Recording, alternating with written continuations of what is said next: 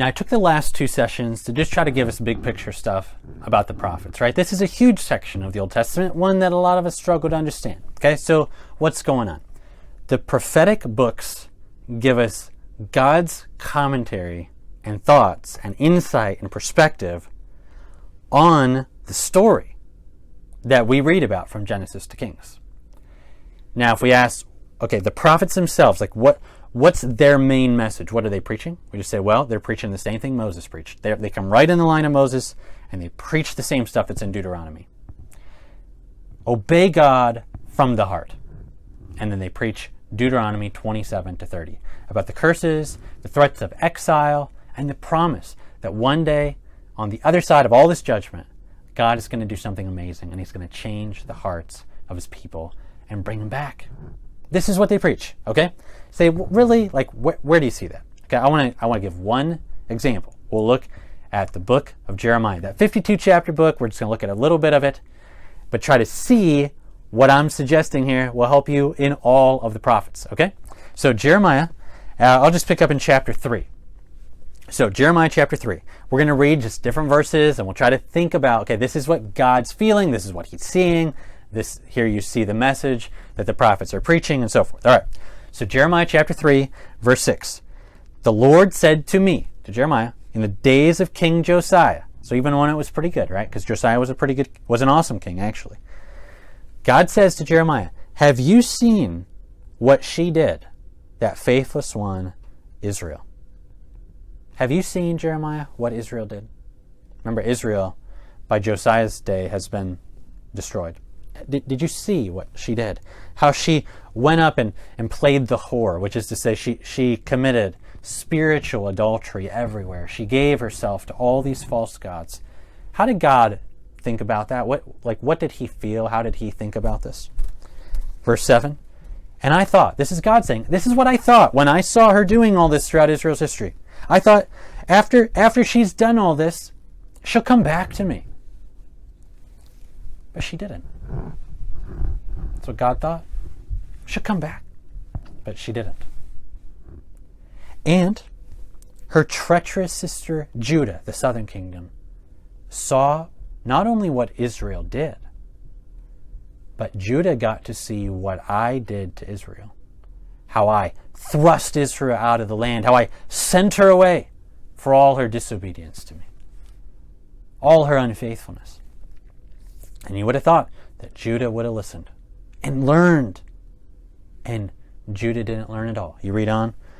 Judah did the same stuff, committing spiritual adultery wherever she went. She did not return to me with her whole heart. And so then God says to Jeremiah, so go and proclaim to the north, to Israel, which is already like gone, right? The northern kingdom is long gone. And say, return, faithless Israel, to me, and I won't look at you with anger, for I am merciful. Verse 13, only acknowledge your guilt that you really did rebel against me. Return, and I'll give you shepherds after my own heart. I'll bring you back. I'll bring you back to me, to Jerusalem. And then there's hope. Verse 17, at that time, when you turn back to me and I do a work in your heart, at that time Jerusalem will be called the throne of the Lord, and all the nations will gather to it. And they'll no more stubbornly follow their own evil hearts. In those days, the house of Judah will join the house of Israel. They'll be reunited, and together they'll come from the land of the north to the land that I gave your fathers. There'll be restoration. This is exactly what Deuteronomy preached. Return to me with all your heart, and there's hope for you if you'll come back. Okay? Jeremiah chapter 4. Does this sound familiar? Jeremiah chapter 4, verse 3. Thus says the Lord to the men of Judah and Jerusalem, break up your fallow ground, sow not among thorns. Circumcise yourselves to the Lord, and remove the foreskin of your hearts, lest my wrath go forth like fire. Do you remember that? Circumcise your hearts. That was the message of Deuteronomy, and it is the message of the prophets. You need heart transformation because you have to love God from your heart. Jeremiah 4 verse 14. O Jerusalem, wash your heart from evil that you may be saved. But again, how are they supposed to do that? What if they wanted to say, yeah, I wish I could. I feel the evil in my heart. I wish I could. Wash my heart. Jeremiah 17 verse 1. I mean, think of this picture. Jeremiah 17. The sin of Judah is written with a pen of iron, with a point of a diamond. Their sin is engraved on the tablet of their hearts. What's written on the hearts of God's people? Jeremiah knows it. God knows it. Moses knew it. It's sin. It's engraved on the human heart. And yet the prophets preach like Moses did. That's why you need a new heart. Change your hearts. But the question is how? How can we change our hearts? Jeremiah 17:9. The heart is deceitful above all things and desperately sick. Who can understand it? And yet it is, God says in the next verse, I, the Lord, search the heart. And we feel like, how is it possible then to ever please the Lord if this is the condition of the human heart? And God knows the human heart. We don't know it, but God does. How do you make sense of this? This is the same struggle we had in Deuteronomy. It's right there in the prophets, in Jeremiah as well. Calling for heart obedience, calling for heart transformation. But the question is, how can we get new hearts?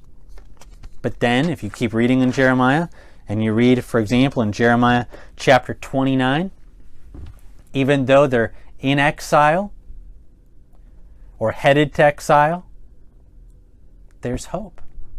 Because this is what God said back in Deuteronomy. So in Jeremiah chapter 29, God warns the people in verse 8 not to listen to false prophets who would deceive them. God says, I didn't send them, but here's what I promised to do. Jeremiah 29 verse 10. Maybe it'll make more sense than one of our first sessions. For thus says the Lord, when 70 years are completed for Babylon, when 70 years of exile have happened down in Babylon, I will visit you, and I will fulfill to you my promise, and I'm going to bring you back to your land. For I know the plans I have for you, declares the Lord, plans for welfare and not for evil, to give you a future and a hope. And then you'll call on me and pray to me. That's Deuteronomy. And by Jeremiah's day, remember where it ends? The 37th year of the exile. And what is Jeremiah preaching? We're here because of our rebellion, but God's not done with us yet. Because after 70 years, God's going to do something to bring us back and fulfill his promises. And this is what you read about throughout other portions of Jeremiah, like Jeremiah chapter 33, verse 14. Behold, the days are coming when I will fulfill the promise I made to the house of Israel and the house of Judah. In those days and at that time, I will cause a righteous branch to spring up for David. Verse 17, for thus says the Lord, David shall never lack a man to sit on the throne of the house of Israel. God's not done with his promises to David. He's not done with his people. And then you say, but how's God going to do all this? How's it going to be any different among his people? If they come back and they've got the same hearts, like what? The same things are going to happen again, right? But then here's the key. Jeremiah chapter 31, verse 31. Jeremiah 31:31 says, behold, the days are coming, declares the Lord, when I will make a new covenant with the house of Israel and the house of Judah, not like the covenant I made with their fathers on the day I brought them out of the land of Egypt. For this is the covenant I'll make with them. I will put my law within them, and I will write my laws on their hearts. Remember what Jeremiah preached?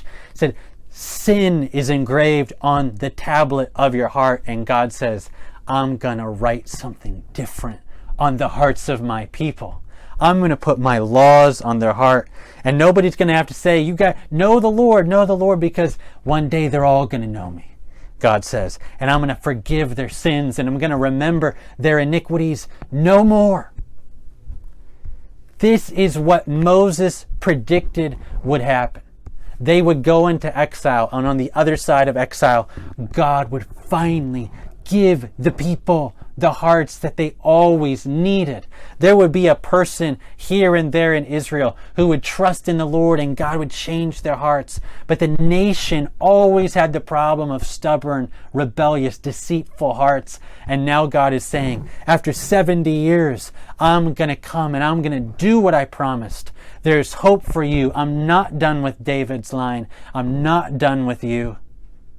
I'm going to change your hearts so you can finally know me and love me from the heart. And this is what you see in the prophets. God's commentary on the story and the call of the prophets to heart obedience, to heart transformation, and it's the preaching of Deuteronomy 27 to 30.